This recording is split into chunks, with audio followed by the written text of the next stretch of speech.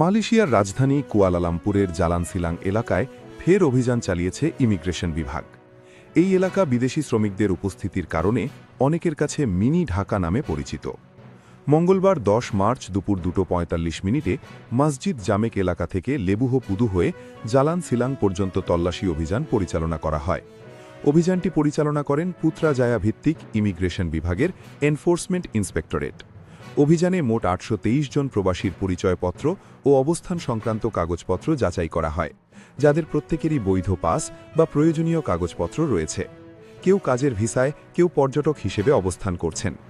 এ সময় মিয়ানমার, বাংলাদেশ, পাকিস্তান ও জার্মানির নাগরিকদের কাগজপত্র পরীক্ষা করা হয়, তবে কারও অবস্থান অবৈধ পাওয়া যায়নি।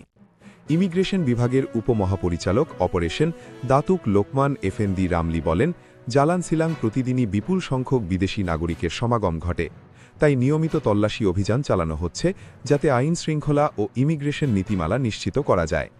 তিনি আরও বলেন, মালয়েশিয়ার কোনো নাগরিকই ইমিগ্রেশন আইনের বাইরে নয় এবং দেশে অবস্থানরত প্রত্যেককে 1959-63 সালের ইমিগ্রেশন আইনের বিধান মেনে চলতে হবে।